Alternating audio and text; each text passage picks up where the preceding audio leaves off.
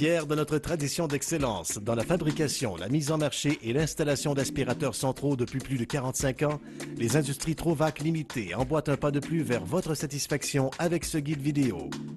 Entrepreneur aguerri, autoconstructeur ou particulier débrouillard, cette vidéo a été spécialement conçue pour vous sauver du temps et vous assurer que votre installation soit pratique, efficace et respecte les normes de votre garantie. Sans être exhaustive, cette vidéo se veut un guide de départ puisqu'il existe plusieurs types de construction. Tourné à la fois dans une construction neuve et existante pour en souligner les différences d'installation, le guide vidéo s'avère le parfait complément du manuel de l'utilisateur. Tout d'abord, vérifiez que votre ensemble d'installation est complet. Il devrait comprendre du câble à basse tension, des colliers de fixation, des bacs de raccordement, des coudes de départ, des coudes à 45 degrés, un lot de colliers attache-fil, des dérivations T90, des grands coudes 90 degrés de départ et à grand rayon si vous avez opté pour le boyau rétractable, des plaques de montage, des prises d'aspiration, un pot de colle à PVC et des sections de tuyaux spéciales RPVC. Bien sûr, l'installation commence par une analyse approfondie de la structure de votre maison et de vos besoins qui aura préalablement été faite avec votre représentant. La première étape de la planification, c'est de marquer sur votre plan de maison le positionnement de toutes les pièces de votre système en tenant compte du modèle, des accessoires choisis et du type d'évacuation que vous désirez. Vous aurez à marquer l'emplacement, des prises murales intérieures et extérieures, des trous de plancher et de montant, l'emplacement des accessoires, de l'unité centrale et du réseau pour le boyau rétractable si vous avez opté pour cet accessoire innovateur et pratique. Une fois le marquage sur le plan terminé, faites valider votre plan de pose par votre entrepreneur avant d'entreprendre l'installation.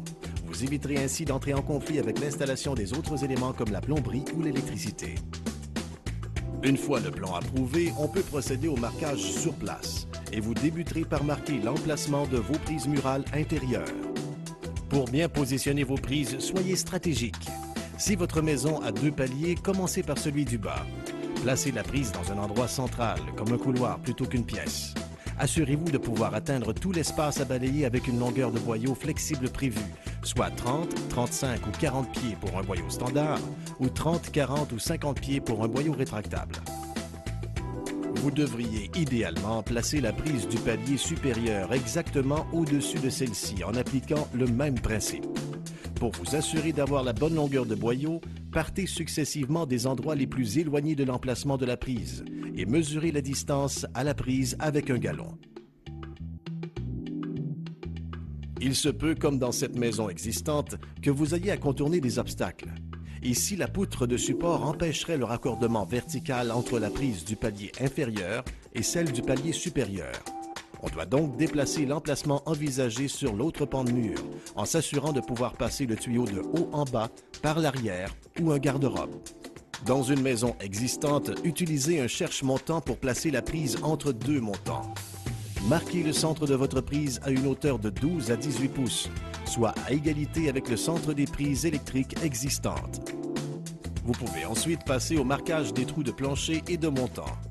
Un coude s'avère un excellent gabarit pour vos trous de montant. Tout gabarit de 2 pouces et quart est approprié. Apposez contre le montant puis tracez. La plaque de montage du boyau rétractable est aussi un excellent gabarit pour les trous de plancher. Ensuite, utilisez une grande et longue mèche. Ce trou sera votre marque. Un endroit mal aéré ou trop restreint pourrait diminuer la durée de vie de votre unité. Les 3 endroits les plus propices pour positionner l'unité centrale sont le garage, la salle mécanique ou le dessous d'un escalier. Ici, le choix d'installer dans la salle mécanique est idéal pour l'espace et la hauteur de pose de l'unité. Une cuve à hauteur de taille en facilite la vidange. La prise électrique est aussi idéalement localisée au haut et à droite de l'unité centrale. À ce sujet, faites vérifier par votre électricien le disjoncteur accordé à cette prise. Il doit être d'un ampérage adéquat au modèle d'unité choisi. Le manuel de votre unité vous indiquera le bon ampérage du disjoncteur à utiliser pour le branchement. Ici aussi, de par la proximité du mur arrière extérieur, l'emplacement facilite le raccordement à un système d'évacuation extérieure, comme pour les maisons exigeant des normes de type Nouveau Climat. La sortie d'un système à évacuation extérieure doit être distante d'au moins 7 pieds de toute entrée d'air. Les entrées sont identifiées, pas les sorties. Ne la placez pas directement sous une autre sortie, mais légèrement en retrait. Pour marquer, percez la lisse à 2,5 pouces du béton avec une mèche assez longue pour traverser la structure. Le boyau rétractable est un système indépendant raccordé au système d'aspiration principal. Le bas de votre prise devrait se situer à 36 pouces. Le boyau rétractable glisse à l'intérieur des mêmes tuyaux rigides PVC qui servent à faire la tuyauterie. Pour en minimiser la friction, le circuit de tuyaux doit s'installer en utilisant idéalement que 4 à 5 grands coudes de raccordement 90 degrés et sa longueur maximale à partir de la prise ne doit pas dépasser 60 pieds. Vous devez d'abord marquer l'emplacement de la prise du boyau rétractable puisqu'elle est différente des prises d'aspiration normales. Dans une maison existante, repérez vos montants. Mesurez-en le centre qui correspondra au centre de votre prise à une hauteur de 36 pouces pour le bas de votre prise et puis marquez. Utilisez ensuite la plaque arrière de la prise comme gabarit.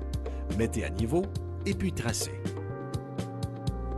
Pour planifier la pose du circuit du boyau rétractable, prenez bien le temps de vérifier l'endroit où vous posez chacun des coudes 90 degrés à grand rayon afin d'éviter les obstacles en fonction du type de finition envisagé au plafond.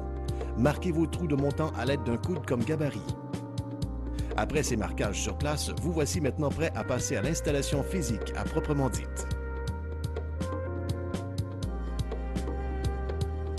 Pour coller un tube à une jonction, coude, prise, bague ou dérivation, étendez uniformément la colle autour du tube PVC, pas dans la jonction. La colle PVC agit rapidement. Ne tardez pas à placer le tube dans sa jonction et tournez pour éviter les bulles d'air et assurer un joint hermétique. Plus la température est chaude, plus la colle agit vite. Le coupe-tube est l'outil privilégié pour faire des coupes droites, mais peut être difficile à trouver. Vous pouvez également couper vos tubes PVC spécial air à l'aide d'une scie à onglet mécanique ou manuelle. Mesurez la distance entre l'intérieur des embouts femelles des jonctions. Reportez-la sur le tuyau PVC. Marquez et coupez. Un assemblage à sec avant d'apposer la colle est un bon moyen de valider votre mesure. Chaque prise nécessite un coude de dérivation que vous devez installer immédiatement après avoir posé la prise. Pour éviter que les objets trop volumineux ne passent dans le système, utilisez les petits coudes 90 degrés à raccorder avec un bout de tube d'approximativement 8 pouces que vous collerez à l'arrière de la prise. Les coudes de départ 90 degrés sont conçus pour accommoder autant les divisions de murs bâtis en 2x3 qu'en 2x4. Il suffit de placer le coude du côté identifié au type de division face au mur. La majorité des installations ne nécessitent que 2 ou 3 prises murales intérieures. Dans une maison existante, repérez votre marque, puis percez un trou avec un emporte-pièce de 2 pouces et un quart. Dans une maison neuve, mesurez en fonction du centre des boîtes de prise électrique. Alignez la plaque de montage à votre marque et vissez au montant. Dans une maison existante, coupez l'attache de la plaque de montage, puis centrez-la sur le trou. La contreprise vous servira de gabarit. Mettez à niveau et tracez le contour. Pour plus de précision, sciez le plaque-au-plâtre avec une scie à main à l'intérieur de votre marque. Retournez la plaque de montage et insérez-la pour l'ajuster au contour découpé. Si nécessaire, sciez à nouveau.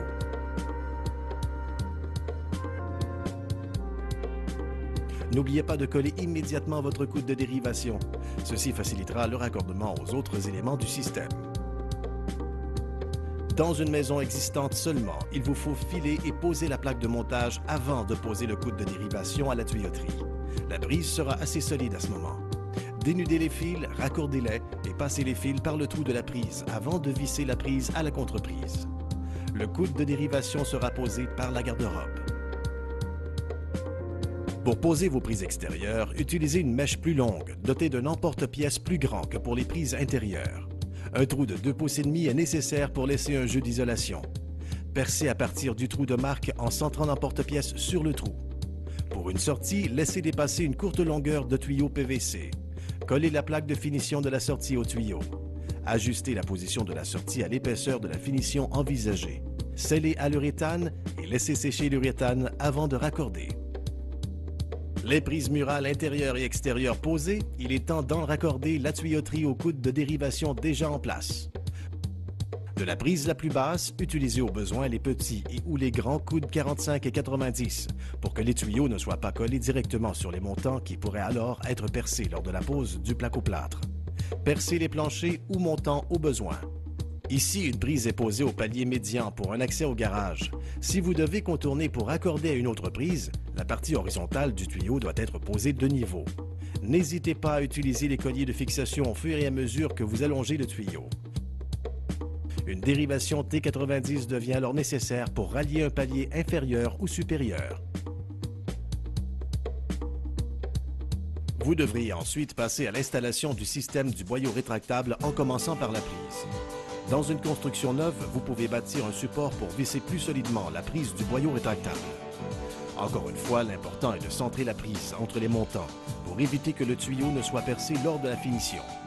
Et la plaque de montage vous sert de gabarit autant pour la largeur des montants du support que pour le trou de plancher. Si ce n'est pas déjà fait, marquez et percez. Ensuite, vissez la plaque de montage au support. Le bas de la plaque de montage à 36 pouces. Vous pouvez dès lors tirer un excédent de fil de 10 à 12 pouces à travers la plaque de montage. L'excédent servira au branchement. Sécurisez ensuite la plaque arrière de la prise à l'aide de ces 4 vis. Puis collez un morceau de tuyau spécial RPVC assez long pour dépasser dans le palier inférieur et pouvoir faire les jonctions. Dans une maison existante, insérez la plaque de montage dans le trou en vous assurant de bien tirer pour que son cadre intérieur soit bien ajusté au placo-plâtre. La pose de la prise du boyau rétractable se fait normalement après la finition des murs. Le principe de pose reste le même pour une construction neuve. Il est bien important d'appliquer le silicone uniformément tout autour du joint d'étanchéité. Puis, bien raccorder le fil que vous aurez déjà amené le long du tuyau à la prise en serrant les marrettes.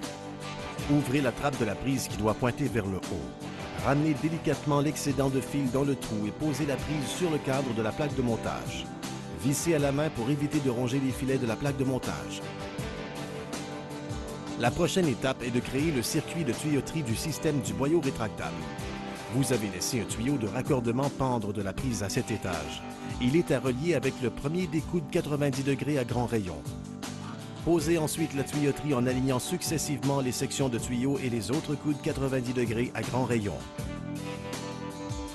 Pour un plafond fini au placo-plâtre, nichez la tuyauterie au-dessus des montants. Percez les montants au besoin et utilisez du feuillard pour sécuriser le tuyau à défaut de support. Nicher vous permet aussi d'éviter les cloisons entre les pièces. Continuez jusqu'au dernier coude du circuit. Mais pour l'instant, arrêtez là. Comme ici, le plafond sera suspendu, on peut poser le tuyau directement sur les montants à l'aide des colliers de fixation. Servez-vous des bagues de raccordement pour allonger vos tuyaux.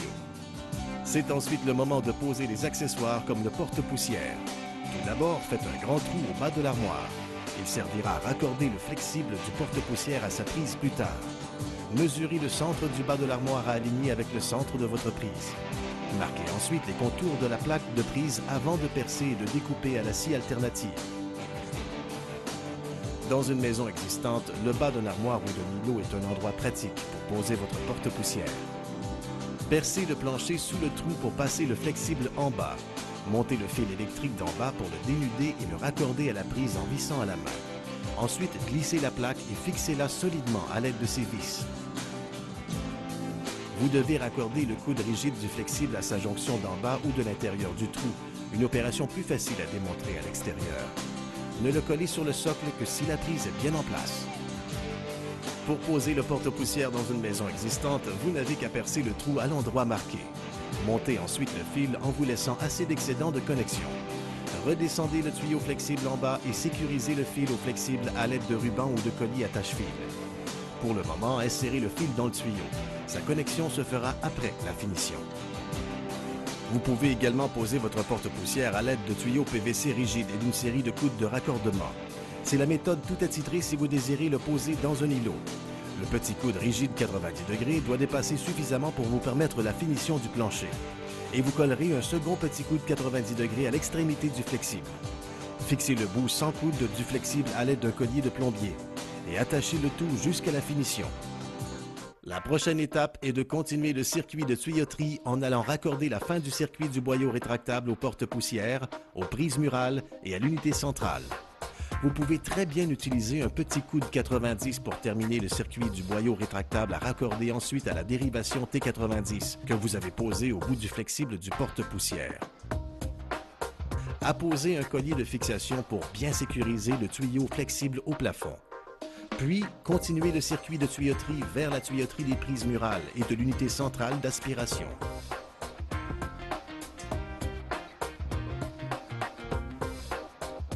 Vous êtes maintenant prêt à passer à la pose de l'unité centrale d'aspiration. L'unité centrale doit être bien supportée et apposée de niveau. À défaut d'un montant situé à la hauteur désirée, vous pouvez créer un renfort de contreplaqué pour y visser le support d'accrochage. Attention, aucune pièce de l'assemblage de l'unité ne doit y être collée. Une série d'embouts de coude et de collets service sert plutôt à cet effet. Le support d'accrochage est aussi conçu de manière à ce que votre unité s'accroche de niveau. Une unité déséquilibrée peut causer des dommages aux brosses rotatives, en diminuer la performance et la durée de vie. Vous continuez l'assemblage en posant le coude du silencieux et le silencieux avant d'accrocher l'unité centrale sur son support. De la dernière jonction, vous complétez le circuit de tuyauterie en le dirigeant directement au-dessus et légèrement à gauche de l'unité centrale. Remarquez ici l'utilisation d'une série de coudes pour éviter la plomberie en place. La dernière section de tuyau spécial RPVC doit vous permettre de relier l'unité avec un petit coude 90 degrés. Coude qui, du côté de la machine, sera vissé et non collé.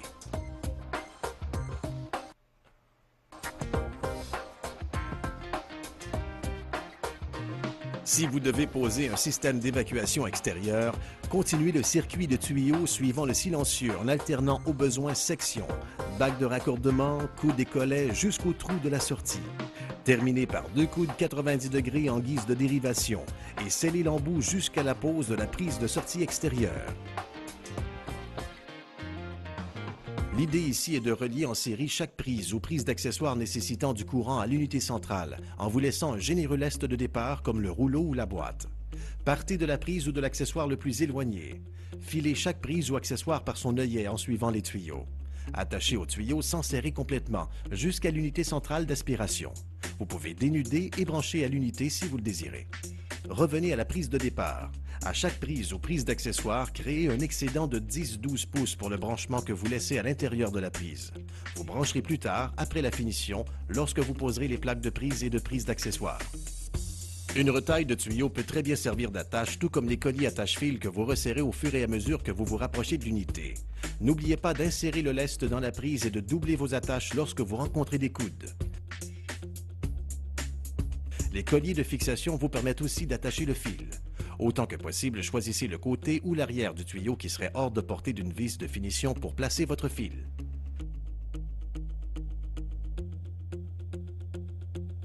Le principe s'applique à toutes les prises ou de prises d'accessoires. Le branchement final consiste à séparer les brins du fil d'une partie de l'excédent laissé dans la prise, à les dénuder et à les raccorder autour des vis de la plaque de finition en les vissant à cette dernière. Vous apposez ensuite la plaque sur la prise et complétez l'assemblage en vissant la contreprise à la prise. L'autre partie de l'excédent vous sert à brancher l'unité. La fin du branchement est le moment idéal pour tester votre système en ouvrant chaque prise une à une avant de tout refermer et de faire votre finition. Mais il faut évidemment que votre unité soit alimentée. Le support à accessoires s'installe facilement au mur grâce à ses ancrages pour plaques au plâtre et conçu pour ranger tous vos accessoires en un seul endroit. Posez ces accessoires dans un endroit pratique et facile d'accès comme le mur adjacent à l'unité ou un garde-robe.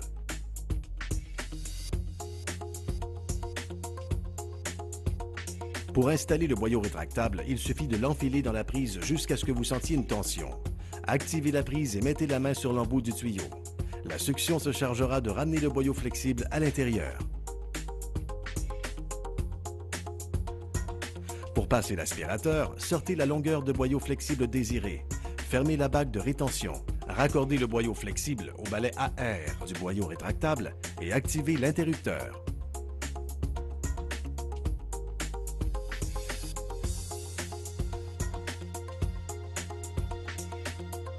L'entretien de votre système d'aspiration doit s'effectuer aux 3 mois. Selon le modèle, il consiste à ouvrir la cuve pour en vider le sac ou en nettoyer le ou les filtres. Pour enlever un sac, tournez-le jusqu'à ce que les 3 dents de l'adaptateur libèrent le sac.